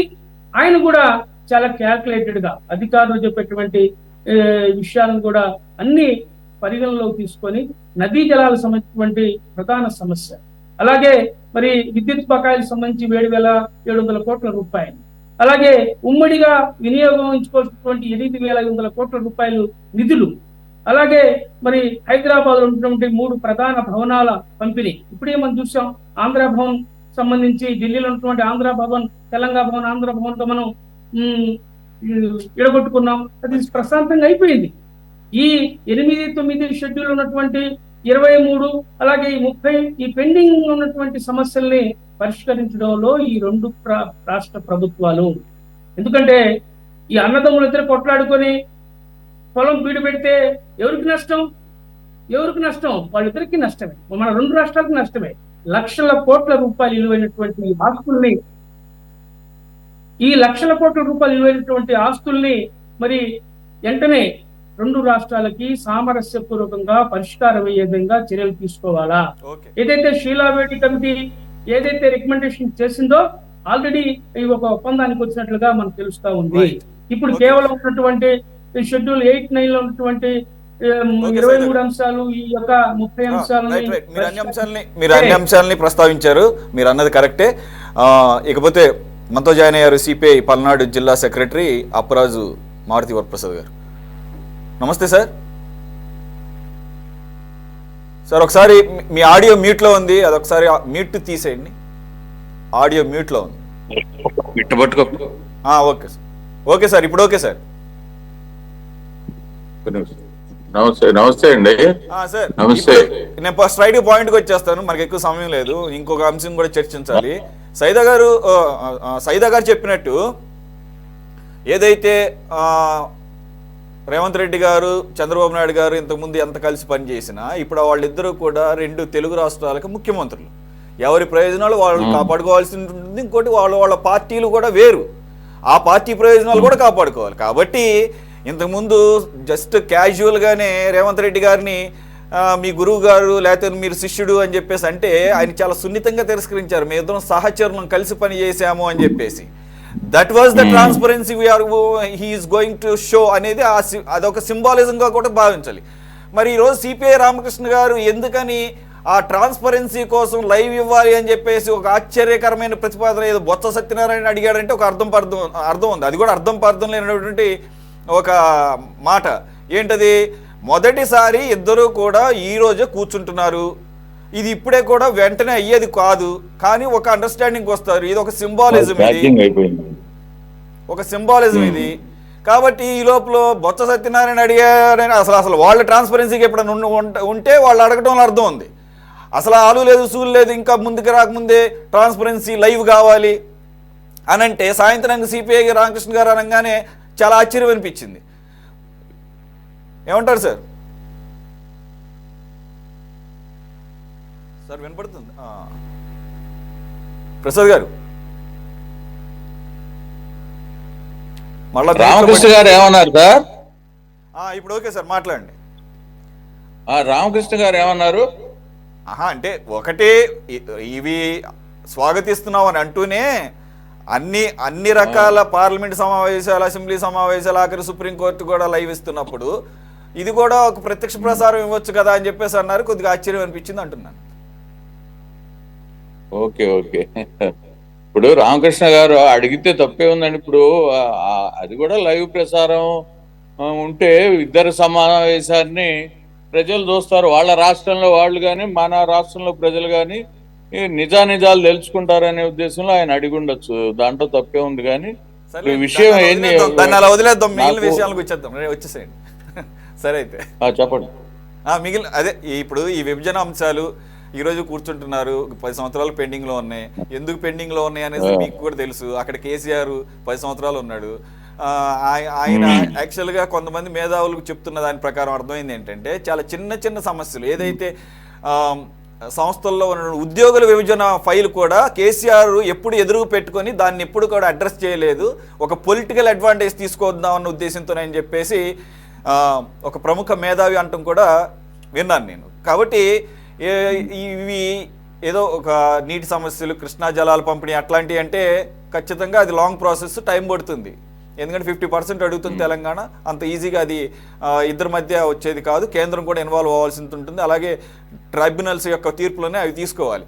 కానీ ఈ మిగిలిన ఉద్యోగుల విభజన అవ్వచ్చు, లేదంటే సంస్థల ఆస్తులు అప్పులు పంచుకోవడంలో కూడా ఇంత డిలేని మీరు ఎలా చూస్తున్నారు? విభజన ఆస్తుల విషయం, విభజన అనేది గత 5 సంవత్సరాలుగా సరే ముఖ్యమంత్రి జగన్మోహన్ రెడ్డి గారు ఉన్నప్పుడు కానీ, లేదా చంద్రబాబు గారు నూతనంగా అప్పుడు ముఖ్యమంత్రి అయ్యి కొత్త రాష్ట్రం ఇవన్నీ కూడా సమస్యల్లో ఇతను ఆ రాష్ట్ర సమస్యలను పరిష్కరించే దాంట్లో కానీ హడావిడిలో ఈ పనులన్నీ జరిగి ఉండకపోవచ్చు. కానీ ఇప్పటికైనా ఇప్పుడు ఆ రాష్ట్ర ముఖ్యమంత్రి రేవంత్ రెడ్డి గారు కావచ్చు, చంద్రబాబు గారు కావచ్చు, ఇంతటైనా ఏదైతే సుమారు 1,00,000 కోట్ల రూపాయల ఆస్తులు పెండింగ్ లో ఉండి పంచబడకుండా ఉన్నాయో వాటిని పరిష్కారం చేసుకోవడానికి కూర్చుంటే బాగుంటుంది. గతాన్ని గురించి మనం విమర్శించుకునేదానికంటే ప్రెజెంట్ లో గతంలో ఉన్నటువంటి ప్రభుత్వాలు ఇక్కడ ఒక అరాచక ప్రభుత్వం నడిచింది, అక్కడ కూడా ఉన్నటువంటి కేసీఆర్ తన పనులు తప్పితే మన రాష్ట్రానికి రావాల్సిన నిధుల గురించి పట్టించుకోవటంలో పూర్తిగా దాన్ని ఒక నిర్లక్ష్య వైఖరితోటే ఉన్నాడు. అందువల్ల ఇప్పటికైనా వీళ్ళిద్దరు కూడా ఒక చోట పనిచేసిన వాళ్ళు ఇద్దరు మేమిద్దరం కూడా సహచరులు అని చెప్పి ఆయన చెప్పడం కూడా మరి ఇద్దరు ఈ రెండు రాష్ట్రాలకు కూడా మంచి జరిగితే ఆ ప్రజలందరూ ఆదరిస్తారు. అంతేగాని ఇద్దరం సహచరులు అని చెప్పి ఆయన దీన్ని ఓవర్లుక్ చేసినా లేదా మన ముఖ్యమంత్రి ఈ చంద్రబాబు గారు ఓవర్లుక్ చేసినా ప్రజలు దాని గురించి ఖచ్చితంగా ప్రశ్నిస్తారు, ఎదిరిస్తారు. అందువల్ల మన రాష్ట్రానికి రావాల్సిన నిధులు చాలా అక్కడ పెండింగ్ లో ఉన్నటువంటి పరిస్థితిని చంద్రబాబు గారు తన చాణక్య నీతితో ఖచ్చితంగా కూర్చోబెట్టి మాట్లాడి పరిష్కారం చేసుకుంటే మనకు కొంత నిధులకి ఉపశమనం జరుగుతుంది. అట్లాగే ఈ రాష్ట్రానికి రావాల్సిన నిధులు రాబట్టడంలో ముఖ్యమంత్రి చంద్రబాబు గారికి ఇప్పుడు మంచి అవకాశం వచ్చింది. ఇవాళ ఈయన లేకపోతే అక్కడ మోడీ ప్రభుత్వానికి ఇబ్బందులు ఏర్పడే పరిస్థితి వచ్చింది. అందువల్ల అక్కడ మోడీ గారిని కూడా నిలదీసి ఆయన ప్రశ్నించకపోయినా ఇప్పుడు నిన్న చూస్తున్నాం 1,00,000 కోట్ల రూపాయలన్నా కనీసం మాకు కేటాయించండి, రాష్ట్రం అన్ని అప్పుల పాలై ఉందని చెప్పి.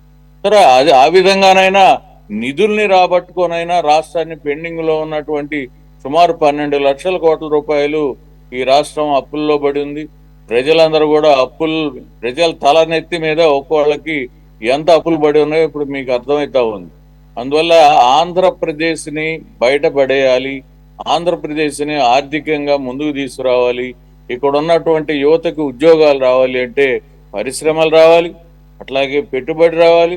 లేదా ఆయనకి చేతై ప్రత్యేక హోదా సాధిస్తే పక్కన నితీష్ కుమార్ ప్రత్యేక హోదా ఒక ఇది పెట్టాడని చెప్పే అంశం అనేది వార్తల్లో చూస్తూ ఉన్నాం. మాకు ప్రత్యేక హోదా ఇవ్వండి అని ఒత్తిడి చేస్తేనన్నా ఈ రాష్ట్రానికి రావాల్సిన నిధులు వస్తాయేమో ఆ విధంగానన్నా మరి సాధించాల్సినటువంటి పరిస్థితి ఉంది. అట్లాగే వెనుకబడినటువంటి జిల్లాలన్నీ కూడా అల్లాడిపోతా ఉన్నాయి. మన రాష్ట్రం ఎంత ఆర్థికంగా ఉందంటే ప్రతి నెల జీతాలు ఇవ్వడానికి కూడా 2 రోజులు ఆలస్యమయ్యే పరిస్థితి వస్తూ ఉంది. నిన్న కూడా ఈ రాష్ట్రం వచ్చినా కూడా 1, 2, 3వ తేదీన వేతనాలు పడినటువంటి పరిస్థితి ఉంది. అందువల్ల ఇవాళ ఒక్కరోజే చంద్రబాబు గారిని మేము నిందించట్లా, ప్రశ్నించట్లా. గతంలో చేసినటువంటి ప్రభుత్వ ఫలితాలు లేకపోతే తప్పిదాలు కావచ్చు, ఈ రాష్ట్రం చాలా ఇబ్బందుల్లో ఉన్నటువంటి పరిస్థితిని గమనిస్తా ఉన్నాం. కానీ దీన్ని చాకచక్యంగా మరి వాళ్ళ కేంద్రంలో డబ్బు సంపాదించుకోవడం అంటే మన రాష్ట్రానికి రావాల్సిన నిధులు సంపాదించుకోవడానికి మంచి అవకాశాలు ఉన్నాయి. ఈ సందర్భంలో మనం ఆ నిధుల్ని గట్టిగా అడిగి రాబట్టుకోకపోతే మనం ప్రజలు క్షమించరు, దాన్ని ఖచ్చితంగా నిలయాల్సిందే. ఆయన్ని చూసి మొహమాట పడో, ఆయన్ని చూసి మనం భయపడో వెనక్కి తగ్గితే ఈ ముఖ్యమంత్రి గారు మరి ప్రజలందరూ కూడా నీకు మంచి అవకాశం ఇచ్చామయ్యా, జగన్మోహన్ రెడ్డి గారు ఇదిగో తగాదాడి నాకు 25 మంది ఎంపీలను ఇస్తే తగాదాడి తెస్తాను ప్రత్యేక హోదా అని చెప్పి రాష్ట్ర ప్రజలందరినీ నమ్మించాడు. అలాగే నరేంద్ర మోడీ గారు నమ్మించారు. ప్రజలందరూ కూడా ఇవాళ బీజేపీకి కానీ లేకపోతే ఇవాళ ప్రజలు వాస్తవంగా బీజేపీ మీద ఆంధ్ర రాష్ట్ర ప్రజలకి తీవ్రమైనటువంటి కోపం ఉంది. కానీ ఇక్కడ జగన్మోహన్ రెడ్డి మీద అంతకంటే 4 రెట్లు ఎక్కువ కోపం ఉండబట్టే జగన్మోహన్ రెడ్డిని ఓడించాలి అనే ఉద్దేశంతో చంద్రబాబు గారి కూటమికి ఓట్లు పడినటువంటి వాస్తవం. అందువల్ల ఈ రాష్ట్రాన్ని ఆర్థికంగా అప్పుల పాలు చేసి అనేక రకాల అరాచక పాలన, ప్రజల్ని ఇబ్బందుల పాలు చేసి మరి పోలీసు వ్యవస్థలో పోలీసులను వాడుకొని ప్రజా ఉద్యమాలని అణిచివేసినటువంటి ఈ యొక్క జగన్మోహన్ రెడ్డి ప్రభుత్వానికి సాగనంపడం కోసం మాత్రమే మరి వాళ్ళ చంద్రబాబు గారు దీన్ని ఖచ్చితంగా సాధించగలుగుతాడు. చంద్రబాబు గారు సీనియర్ అని ప్రజలందరూ కూడా నమ్మకంతో ఆయన కూటమికి ఓట్లేయటం జరిగింది. ఇప్పటికైనా మరి ఆయన ఇక్కడ తెలంగాణలో రావాల్సిన నిధులు రాబట్టడంలో కావచ్చు, లేదా మరి కేంద్రం నుంచి రావాల్సిన నిధులు రాబట్టడంలో కావచ్చు, ఈ రాష్ట్రంలో విశాఖ ఉక్కు ఫ్యాక్టరీని నిలబెట్టుకోవటం, పోలవరం ప్రాజెక్టుని సాధించడం, దాన్ని వెంటనే నిర్మాణాన్ని చేపట్టడానికి కావాల్సిన నిధులు రాబట్టడంలో చంద్రబాబు గారు చాణక్య నీతి ఉపయోగించాలని, ఆ విధంగా రాష్ట్రానికి మరి నిరుద్యోగ యువతకు ఉద్యోగాలు కల్పించట్లో కానివ్వండి, జరుగుతున్న అరాచకాలని అడ్డుకట్ట వేయటంలో కానివ్వండి, ఈ ప్రభుత్వం ముందుకు పోవాలని మేము ఆశిస్తా ఉన్నాం సార్. ఓకే ప్రసాద్ గారు, మీరు అన్నట్లు అంటే ఆయనకి భయపడతారా లేదంటే మొహమాట పడతారా అనే పరిస్థితి లేదని ఇప్పుడు మీరు అన్నట్లుగానే వార్తలు వస్తున్నాయి. అవి కూడా ఏదో చిన్న చితక మీడియా సంస్థలు కాదు, ప్రపంచ ప్రసిద్ధి చెందినటువంటి బ్లూంబర్గ్ అలాగే మనీ కంట్రోల్ వీటిల్లో వచ్చిన ఆర్టికల్స్ ప్రకారంగా గత 2 రోజుల పాటు నిన్న మొన్న ఢిల్లీ టూర్లో ఉన్నటువంటి చంద్రబాబు నాయుడు గారు అనేక మంది మంత్రులను కలిశారు శాఖల పరంగా. దానిలో భాగంగా దాదాపుగా 1,00,000 కోట్ల రూపాయలు ఆంధ్రప్రదేశ్కి ఆర్థిక సాయం చేయాలని, దాంట్లో స్పెసిఫిక్గా అమరావతి క్యాపిటల్ నిర్మాణానికి కేంద్రం బాధ్యత కూడా ఉంటుంది కాబట్టి దానికి ఒక 50,000 కోట్ల వరకు స్పెసిఫిక్గా అడిగారని, అలాగే మిగిలిన వాటన్నిటికీ కలిపి ఓవరాల్గా అటు ఇటుగా 1,00,000 కోట్లు. కాబట్టి ఆయన భయపడ్డారా లేకపోతే మొహాట పడ్డారా అనేది అయితే ఇక్కడ ప్రస్తుతానికైతే కనపడటం లేదు. ఆ పరిస్థితి కూడా ఉందని అనుకోవటం లేదు. ఎందుకంటే మీరే అన్నారు, అలాగే అందరికీ తెలిసిన విషయమే, NDA is not in a comfortable position this time with respect to the numbers they achieved in the last elections. Right, Gurunatham గారు, వాట్ ఈస్ ఇది ఒక మంచి పరిణామం. అది అందులోనూ ఒక ప్రముఖ సంస్థల్లో మీడియా సంస్థల్లో వచ్చిన వార్త కాబట్టి ఖచ్చితంగా వాళ్ళకు ఒక సోర్స్ ఉంటుంది, క్రెడిబిలిటీ ఉంటేనే అటువంటి వార్తలు రాస్తారు. కాబట్టి 1,00,000 కోట్లు అడిగారు అని అంటే ఎస్, ప్రత్యేక హోదా అడగటంలో తప్పేం లేదు, ఎందుకంటే బీహార్ అడుగుతుంది కాబట్టి. అదే బీహారు ఆంధ్రప్రదేశ్ మీద ఆధారపడి ఇప్పుడు ఎన్డీఏ మనగలుగుతుంది ఏది పార్లమెంట్లో. కాబట్టి వాళ్ళు అడిగారంటే వాళ్ళకి త్వరలో ఎలక్షన్స్ ఉన్నాయి, అది కొంత పొలిటికల్ అడ్వాంటేజ్ కూడా అవుతుంది. అయితే వాళ్ళు ప్రత్యేక హోదానే కాకుండా ప్రత్యేక హోదా ఇవ్వలేకపోతే దానికి ఈక్వలెంట్ ప్యాకేజ్ ఎలాగైనా కానీ. కాబట్టి అది ఈక్వలెంట్ ప్యాకేజ్ అంటే ఇలాంటి 1,00,000 కోట్లు ఇచ్చినా అది కూడా ఎగ్జాక్ట్గాని కాదు కానీ ఒక భారీ స్థాయిలో. మీరేమంటారు, సాధించే అవకాశం ఉందా, కేంద్రం ఒప్పుకునే అవకాశం ఉందా? ఎందుకంటే ఇప్పుడు లిబరలైజేషన్లో గ్లోబలైజేషను, పోలరైజేషను ఇవన్నీ కూడా మనకి డెమోక్రటిక్ సిస్టంలో తప్పకుండా మనం సాధించడానికి అవకాశాలు ఉన్నాయి. ఎందుకంటే ఇవన్నీ ప్రిడామినెంట్లీ చాలా బలంగా చంద్రబాబు నాయుడు గారు విజనరీ, ప్లస్ ఇప్పుడు మన అవసరత వాళ్ళకు ఉంది. ఈ అవసరత నాకు కల్పించండి అని చెప్పి జగన్మోహన్ రెడ్డి గారు గతంలో కోరాడు, కల్పించారు. కానీ ఆయన అవసరతను ఏం చేశాడంటే తన సొంతానికి స్వలాభానికి కేసులు మాఫీ చేసుకోవటానికి వాడుకున్నాడే తప్పించి 25 మంది ఎంపీలతో రాజీనామా చేయించలేకపోయాడు లాస్ట్ టైం. లోక్సభలో అవసరం లేదు కానీ యాక్చువల్గా రాజ్యసభలో అవసరం ఉంది. రాజ్యసభలో ఉంది కదా, తప్పకుండా రాజ్యసభలో నువ్వు అంశాల వారీగా సపోర్ట్ చేస్తూ ద్వంద్వ ప్రమాణాలు పాటిస్తూ నువ్వు ఆంధ్రప్రదేశ్కి అన్యాయం చేసి అక్కడ మన అవసరత లేదని ప్రజలను భూతద్దంలో చూపించినటువంటి అంశాలు మీ అందరికి కూడా తెలుసు స్పష్టంగా. ఇప్పుడు వెరీ క్లియర్, ఆంధ్రప్రదేశ్ ప్రజానీకం చాలా క్లియర్గా అవకాశాన్ని చంద్రబాబు నాయుడు గారు విజనరీ బ్రహ్మాండమైనటువంటి G5లో ఉన్నారు. ఆయన స్వర్ణయుగానికి బాటలు వేసేటువంటి వ్యక్తి, సంపదను సృష్టించేటువంటి వ్యక్తి. ఇప్పుడు మోడీ గారు కూడా వెల్కమ్ చెప్తున్నారు. 1,00,000 కోట్లు అడగటంలో తప్పేం లేదు, ఎందుకంటే తల లేనటువంటి మొండాన్ని మనకి ఇచ్చారు కాబట్టి, మనం రాజధాని లేనటువంటి ప్రాంతంలో ఉన్నాం కాబట్టి తప్పకుండా ఇవన్నీ కూడా ఆ రోజున విభజన చేసే పరిస్థితుల్లో మాట్లాడుకున్నటువంటి అంశాలే. ఆ రోజున కాంగ్రెస్ పార్టీ, బీజేపీ అందరూ కలిసి పార్లమెంట్లో కూర్చొని తలుపులు వేసుకొని చేసినటువంటి వాగ్దానాల్లో ఇవన్నీ కూడా ఉన్నాయి. కానీ అవన్నీ అందరూ మర్చిపోయారు. అప్పుడు మర్చిపోయారు, గవర్నమెంట్లు వెళ్ళిపోయినాయి. తర్వాత జరిగినటువంటి పరిణామక్రమం మనకు తెలుసు. ఈ రోజున చంద్రబాబు నాయుడు గారు ఏమడుగుతున్నారంటే బుందేల్ఖండ్లో ఏదైతే జిల్లాల వారీగా ఏదైతే ఇప్పుడు స్పెషల్ ప్యాకేజీ కాకుండా స్పెషల్ స్టేటస్, బుందేల్ఖండ్ ఒప్పందం ఏంటంటే అక్కడ ఉన్నటువంటి జిల్లాలు ప్రామాణికంగా తీసుకొని ఎక్కడైతే వెనకబడి ఉన్నటువంటి జిల్లాలకి ఆ స్పెషల్ స్టేటస్ ఇస్తూ అభివృద్ధి చెందినటువంటి వాటికి స్పెషల్ ప్యాకేజ్ ఇస్తూ సమగ్రంగా అభివృద్ధి చేయటం కోసం ఈ యొక్క ప్లాన్ని ఇంప్లిమెంట్ చేయండి అని చెప్పేసి అడిగాడు. తప్పకుండా సానుకూలంగా ఆ నేపథ్యంలోనే నిన్న 20,000 కోట్ల రూపాయలకు సంబంధించినటువంటి విజయవాడకి కనెక్టివిటీగా ఉన్నటువంటి అమరావతి కనెక్టివిటీగా ఉన్నటువంటి ring road, outer ring road ఏర్పాటు చేయడం జరిగింది. అదేవిధంగా పశ్చిమంలో ఆల్రెడీ కన్స్ట్రక్షన్స్లో ఉంది. ఆల్రెడీ కలకత్తా నుంచి వచ్చేటువంటి మొత్తం కృష్ణానది బ్యారేజ్ మీద నుంచి ఐలాండ్ దాకా గొల్లపూడి దగ్గర నుంచి ఇది కూడా కనెక్టివిటీ వస్తుంది. అదివరకు జగన్మోహన్ రెడ్డి గారు పక్కన పడేసినటువంటి ప్యాకేజ్ ఉంది చూసారు, తూర్పు బైపాస్ కూడా, అది కూడా కనెక్టివిటీ ఎక్కడికి వెళ్తుందంటే కంకిపాడు మీద నుంచి అటు నుంచి పోయి కృష్ణానది బ్యారేజ్ నుంచి పోయి దుగ్గిరాల మీద నుంచి మన పెద్ద కాకాని దగ్గర ఐలాండ్ దగ్గర కనెక్ట్ అవుతుంది. ఇది చాలా గొప్ప విషయం. హైదరాబాద్ ఎట్టయితే ఓఆర్ఆర్ డెవలప్ అయిందో అన్ని పారిశ్రామికవేత్తలందరూ కూడా ఎదురు చూస్తూ ఉన్నారు. ఇక్కడ పొల్యూషన్ తగ్గుద్ది విజయవాడలో. మా చిన్ని గారు విజయవాడలో ఎంపీగా ఉండి నిన్న జరిగినటువంటి సమావేశాల్లో అద్భుతంగా తను ప్రజెంట్ చేసి ఈ విజయవాడ ప్రాంతానికే కాదు, ఇది రాష్ట్రం మొత్తానికి తలమానికంగా ఉన్నటువంటి అమరావతికి ఇప్పుడు హైదరాబాద్ నుంచి విజయవాడ దాకా మన 4 లైనింగ్ రోడ్డుని 6 లైనింగ్ రోడ్డు చేయడం కోసం కూడా ప్రతిపాదనలు పెట్టారు. ఇవన్నీ కూడా దాదాపుగా పచ్చ జెండా ఊపారు గడ్కరీ గారు.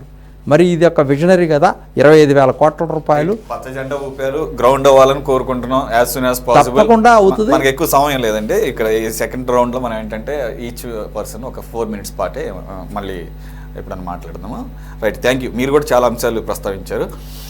కోటేశ్వర గారు, ఈ ఏదైతే 1,00,000 కోట్లు అన్నది ఏదో చిన్నపాటి ఏదైనా వెబ్సైట్లో వచ్చింటే కనుక పెద్ద పట్టించుకోవాల్సిన అవసరం లేదు. బ్లూంబర్గ్ లాంటి ప్రసిద్ధి చెందినటువంటి ఫినాన్షియల్ మ్యాగజైన్ పేపర్లో వచ్చింది, అలాగే వాళ్ళ వెబ్సైట్లో కూడా వచ్చింది. నిజంగా అది కనుక ఆయన అడుగుంటే కనుక హీడ్ అయ్యే అవకాశం, అంటే ఒప్పుకునే అవకాశం ఎంతవరకు కనిపిస్తుంది గత అనుభవాన్ని దృష్టిలో పెట్టుకొని? చంద్రబాబు నాయుడు గారు మీడియాతో ఉన్నటువంటి ఇంటరాక్షన్ అందరికీ తెలిసిందే. అది నేషనల్ మీడియా కావచ్చు లేదా ఇంటర్నేషనల్ మీడియా కావచ్చు, డెఫినెట్ గా సీఎం ఆఫీస్ సోర్స్ నుంచే అటువంటి సమాచారం ఆ సంస్థలకి చేరుంటుంది. దానిలో ఎలాంటి సందేహం లేదు. అడిగి ఉండొచ్చు, అదే అడగటం తప్పేం కాదు అనేటువంటిది నేను ఈ సందర్భంగా చెప్పేస్తాను. ఇస్తారా లేదా అనేటువంటిది ఒకటి. ముందరికంటే ప్యాకేజ్ అంటే 2009లో 7,266 కోట్ల రూపాయలతోటి మధ్యప్రదేశ్ లోను ఉత్తరప్రదేశ్ లోను ఉన్నటువంటి బుందేల్ఖండ్ ప్రాంతంలో ఉన్నటువంటి అక్కడ ఘాటు ఇతర అంశాల కోసం దాదాపు ఈ రెండింటికి 3,500 కోట్లు ఉత్తరప్రదేశ్ కి, 3,740 కోట్లు మధ్యప్రదేశ్ కి కేటాయించినటువంటి ప్యాకేజ్. దాన్ని యాస్టీజ్ గా ఆంధ్రప్రదేశ్ లో ఉన్నటువంటి వాటిని వర్తింపు చేస్తారా లేదా అనేటువంటిది నిబంధనలు లేదా ఏమైనా చూడాల్సి ఉంది. అడగటం తప్పు కాదు. కాకపోతే ఏంటంటే ఇక్కడ సమస్య, ఇప్పుడు మనం ఎట్లాగా అడుగుతున్నామో ఎన్నికల ముందు ఉన్నటువంటి మన నితీష్ కుమార్ కూడా అట్లాగే అడుగుతున్నారు. గతంలో నితీష్ కుమార్ కి ఇదే ప్రధానమంత్రి గారు మన చంద్రబాబు నాయుడు గారికి ఎట్లా వాగ్దానం చేశారని చెప్తున్నారు, అంతకంటే ఎక్కువగా వాగ్దానం చేసి బహిరంగంగా ప్రకటించారు బీహార్ ప్రత్యేక ప్యాకేజ్ అని. ఏమైంది? చివరికి మొండి చేయి చూపారు. అదే నితీష్ కుమార్ గారు చెప్పారు తర్వాత బీజేపీ తోటి విడగొట్టుకుని ఆయనతో నల్ల పోయిన తర్వాత. అందుకని నరేంద్ర మోడీ గారు చెప్పేటువంటి మాటల్ని మనం నమ్మాల్సినటువంటి అవసరం లేదు. అయితే డిమాండ్ చేయడంలో తప్పు లేదు, డిమాండ్ చేయాలి. డిమాండ్ వినతి రూపంలో ఒకవేళ వినకపోయేట్లయితే అది మరొక ఒత్తిడి రూపంలో పెంచి దాన్ని చేయాల్సినటువంటి అవసరం ఉందనేది ఈ సందర్భంగా నేను చెప్పదలుచుకున్నాను. ఇప్పుడు అమరావతి ప్యాకేజ్ కానీ లేకపోతే ఇంకో ప్యాకేజ్ కానీ ఇవన్నీ కేంద్ర ప్రభుత్వ పథకాలని గతంలో కూడా మన అరుణ్ జైట్లీ గారు ప్రత్యేక హోదా బదులు ప్రత్యేక ప్యాకేజ్ అని చెప్పి ప్రకటించాడు. అప్పుడు కూడా జనాన్ని మోసం చేశారు. అప్పుడు కూడా చంద్రబాబు నాయుడు గారు దాన్ని అంగీకరించారు. ఏమిటి ఆ ప్యాకేజ్ లో ఉంది ఏంటంటే కేంద్ర ప్రభుత్వ పథకాలు అన్నింటినీ కలిపి ఇదిగో ఇది ప్యాకేజీ అన్నారు తప్ప వాస్తవంగా అటువంటి పథకాలన్నీ ఇతర రాష్ట్రాలకు కూడా ఉన్నాయి. అందుకని అటువంటి మోసం కనుక మళ్ళా ఇప్పుడు కనుక జరిగేట్లయితే ఆంధ్ర రాష్ట్ర ప్రజలు సహించడం అనేటువంటిది కూడా ఇప్పుడున్నటువంటి 3 పార్టీల కూటమి కూడా గమనించాలి. అటువంటి పరిస్థితి పునరావృతం కాకూడదు అనేదే నా అభిప్రాయం. సైదా గారు, మీరేమంటారు సార్? ఇదేదైతే 1,00,000 కోట్లు భారీ ఎత్తుని అడిగారని చెప్పేసి వార్తలు వస్తున్నాయి. సరే, ఆల్రెడీ కోటేశ్వర గారు చెప్పారు దీని వెనకాల రకరకాల స్ట్రాటజీస్ ఉంటాయని చెప్పేసి. బట్ అడగటం తప్పలేదంటే అడిగారు. కాకపోతే ఇవ్వటం అనేది ఇప్పుడు ఫస్ట్ నుంచి అడుగుతున్నారు. ఇవ్వటం దగ్గర పెద్ద సమస్య. ఏమన్నా మార్పు వచ్చే అవకాశం ఉందంటారా? సురేష్ గారు, ఒకటి పెద్దలు కోటేశ్వర గారు విశ్లేషణ బాగా చేశారు దీని మీద. ఎందుకంటే 2014 నుంచి 19 దాకా ఈ రాష్ట్ర ముఖ్యమంత్రిగా చంద్రబాబు ఉన్నాడు, కేంద్రంలో ప్రధానమంత్రిగా మోడీ గారు. ఆయన స్వయాన రాజధాని నిర్మాణానికి అమరావతి వచ్చినటువంటి సందర్భం చూసాం. ఆయనే భూమి పూజలో ప్రధాన అతిథిగా పాల్గొని ఆయన చేతుల మీదుగా భూమి పూజ చేశారు. నీరు మట్టి, గుప్పెడు మట్టి చెంబుడు నీళ్ళు చెల్లిపోయారు. తర్వాత దాని గురించి ఏమైనా పట్టించుకున్నాడా? లేకపోతే తిరుపతి వెంకన్న సాక్షిగా, పాదాల సాక్షిగా ఏం చెప్పాడు? నేను ప్రత్యేక హోదా ఇస్తానని చెప్పి మాటలు చెప్పాడు. దాని గురించి ఏమైనా మాట్లాడా? ఎందుకంటే మోడీ గారు మాట్లాడే మాటలకి క్రెడిబిలిటీ లేదు. It is clear. ఈరోజు చంద్రబాబు గారు లేకపోతే మోడీ గారు రాజకీయ అవసరాల కోసం వాళ్ళిద్దరూ మరి ఇక్కడ ఈ యొక్క జగన్మోహన్ రెడ్డిని ఓడించాలనేటువంటి దీని మీద వాళ్ళిద్దరు ఏకమై ఎన్నికల్లో పోటీ చేశారే తప్ప ఒకరి మీద ఒకరికి విశ్వాసం లేదు. It is clear. ఎందుకంటే మీరు అన్నది వాస్తవం. అయితే ఏమైందంటే ఈ ఎలక్షన్స్ చాలా గుణపాఠాలు, చాలా ఆశ్చర్యకరమైనటువంటి పరిస్థితులు కల్పించినాయి. మీరు అన్నది వాస్తవం. అందుకని కూటమిలోకి రావడానికి బీజేపీ చాలా టైం తీసుకుంది. సరే, ఇకపోతే రిజల్ట్స్ వచ్చిన తర్వాత ఇప్పుడు ఏమైందయ్యా పరిస్థితి అంటే మీకు అందరికీ తెలిసిందే. ఇక్కడ ఏదైతే కూటమి సాధించినటువంటి 21 స్థానాలే ఇప్పుడు అక్కడ సెంటర్లో ఎన్డీఏ గవర్నమెంట్ నిలబడటానికి కారణమైంది. కాబట్టి ఇక మీ ప్రేమలు ఉన్నాయా, ఆపేక్షలు ఉన్నాయా, లేకపోతే ఇక ఈ రాష్ట్రం మీద ప్రేమ ఉంది, ఇవన్నీ ఇక పక్కనకి వెళ్ళిపోవాల్సిందే. ఎందుకనంటే నువ్వు ఖచ్చితంగా ప్రేమించాల్సిందే. ఇప్పుడు వీళ్ళిద్దరి మధ్య ఒక ఓవర్ నైట్లో ఏదో కెమిస్ట్రీ కుదిరిపోయింది అనుకోవడానికి లేదు. ఏ రోజైతే రిజల్ట్స్ వచ్చిన మరుసటి రోజే పక్కన కూర్చోబెట్టుకోవడం, సెకండ్ చైర్లో ఆయన పక్కన. కాబట్టి ఏంటంటే మీరు అన్నది వాస్తవం, మేము అందరూ అబ్జర్వ్ చేసిందే. కాబట్టి ఆ రకమైనటువంటి పరిస్థితి ఈసారి ఈ ఎలక్షన్స్ కల్పించినాయి. రైట్. అయితే అలాగని చెప్పేసి మనిషి తీరు మారుతుందా, ఆ ప్రభుత్వం యొక్క తీరు మారుతుందా అంటే మారకపోతే ప్రజలు మారేదటి చేస్తారు. బీజేపీ ప్రేమతో వచ్చినటువంటి సీట్లుగా 21 మేము రాష్ట్రపతి ప్రసంగానికి ధన్యవాదాలు దాంట్లో కూడా చాలా గొప్పగా చెప్పుకుంటున్నాడు మోదీ కానీ వీళ్ళందరూ.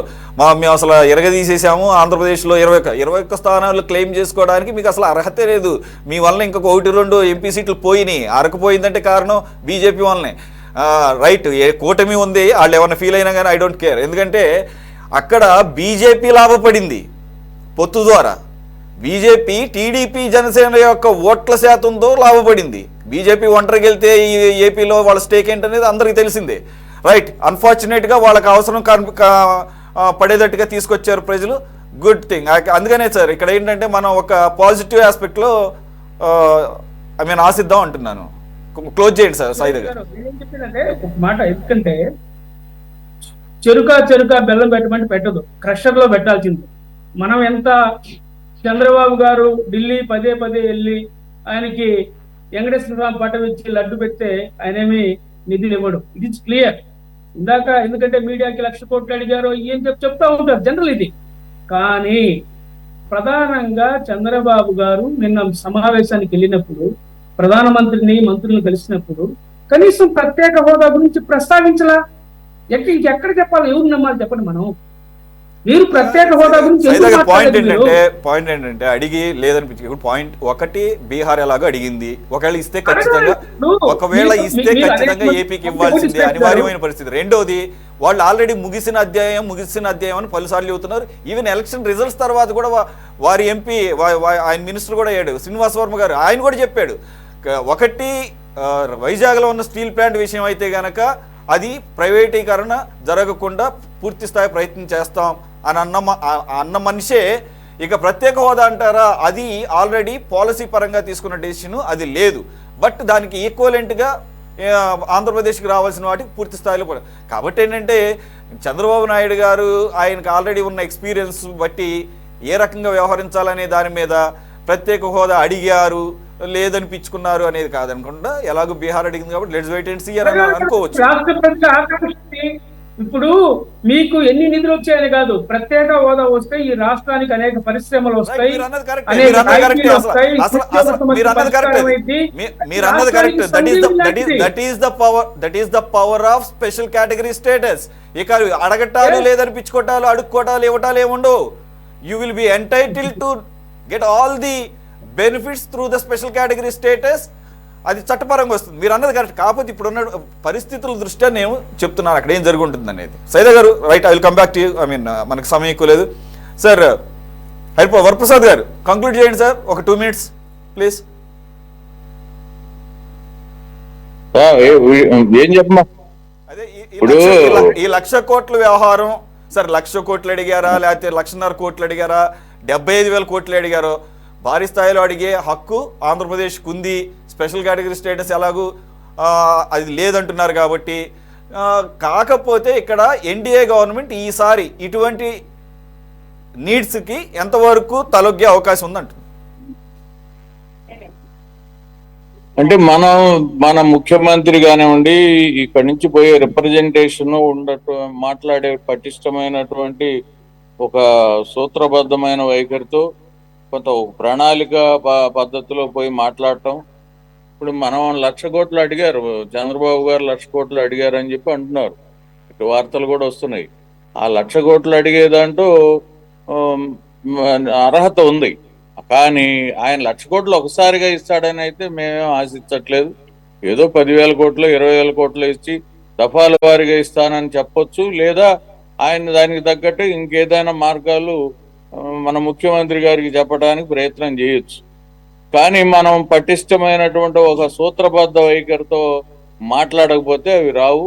మీరన్నట్టుగా ఇప్పుడు అనేక మందికి వాగ్దానాలు చేసి, గతంలో కూడా నితీష్ కుమార్ గారికి వాగ్దానాలు చేసి ఎలా ఆయన బయటికి పోయాడో, మళ్ళా నువ్వే ముఖ్యమంత్రి పోయా అంటే మళ్ళా ఆయన ఎలా వచ్చాడో ఇవాళ మనం చూస్తా ఉన్నాం కళ్ళెదురుగాని.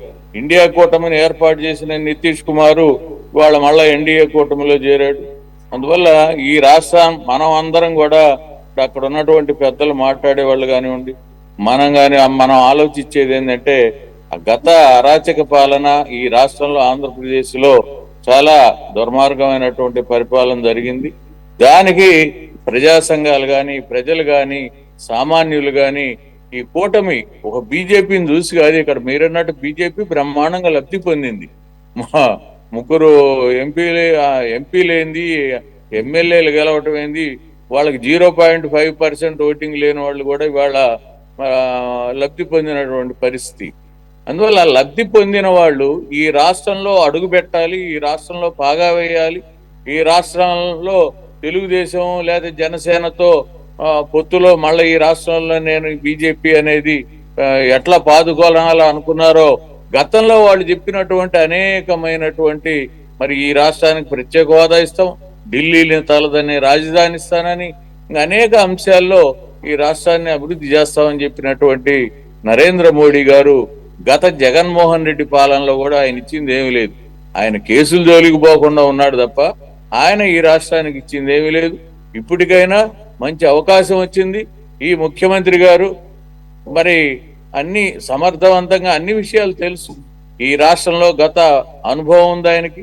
అనుభవజ్ఞుడైన చంద్రబాబు గారు ఈ రాష్ట్రం కోసం మరి గట్టిగా నిలబడి మొహమాటం లేకుండా ఖచ్చితంగా ఈ రాష్ట్రానికి ఏదైతే అభివృద్ధిలోకి తీసుకురావడానికి రావాల్సిన పరిశ్రమలు కావాలి. ఇవాళ ఏదో ఆయన నిధులు ఇచ్చి ఒక 20,000 25,000 కోట్లు ఇవ్వడంలోనే ఈ రాష్ట్రం అప్పుల నుంచి బయటపడదు. ఇప్పుడు సంవత్సరానికి దగ్గర 50,000 నుంచి 75,000 కోట్ల రూపాయలు అప్పులు కడుతున్నారు, వడ్డీలు కడుతున్నారు. అది కరెక్ట్ అవునా కదా సార్? 75,000 కోట్ల రూపాయలు సంవత్సరానికి వడ్డీలు కడుతున్నట్టుగా మాకున్న సమాచారం.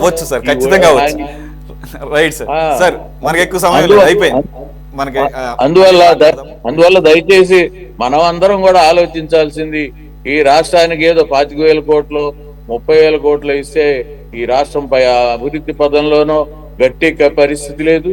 చాలా అంశాల్లో మరి వెంటనే పోలవరం సంబంధించి నిధులు కేటాయించాలి.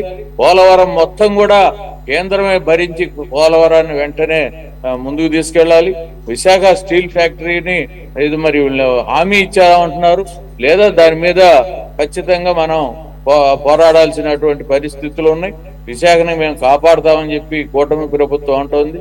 ఆ విధంగా కాపాడాలని మరి నిధులు రాబట్టే దాంట్లో ఇప్పుడు అభివృద్ధికి, సంక్షేమానికి, లేకపోతే ఉద్యోగాల్లోకి నిరుద్యోగులకు ఉద్యోగాలు రావడానికి కోసం పరిశ్రమలు ఏర్పాటు చేసేదాంట్లో అనేకమైనటువంటి మన విషయాల్లో ఇవాళ ఈ ప్రభుత్వం పట్టుబట్టాల.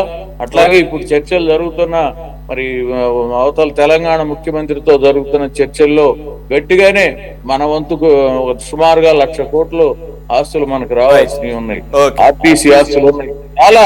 ఈ విధంగా మరి మేము మాత్రం ఈ ప్రభుత్వానికి మంచి చేస్తే బాధ్యతగా ఉంటాం, లేదా ఈ ప్రజలకు ఏదైనా ఇబ్బందికరమైన పరిస్థితులు వస్తే వాటిని సానుకూలంగా వ్యవహరించడం కోసం మరి పోరాటం చేయటంగా తప్పదని తెలియజేస్తూ ఈ కూటమి ప్రభుత్వానికి మాత్రం మరి మొట్టమొదటిసారిగా నేను ఈ రోజు మరి ఒక చర్చలో పాల్గొంటా ఉన్నాను. అందువల్ల కూటమి ప్రభుత్వానికి ముందుకు పోవాలని, ఈ రాష్ట్రాన్ని ముందుకు తీసుకువెళ్ళటం కోసం మా వంతు సహకారం అందిస్తూనే పోరాటాల్లో ప్రజల కోసమే నిలబడతామని ఈ సందర్భంగా తెలియజేస్తాం. Right sir. మారుతి వరప్రసాద్ గారు, థ్యాంక్ యూ వెరీ మచ్. అలాగే షేక్ సైదా గారు, కోటేశ్వరరావు గారు, అలాగే గురునాథం గారు. ఇది వాళ్ళ టాప్ డిబేట్. మరో అంశంతో మళ్ళీ కలుద్దాం. Stay tune to city 24/7.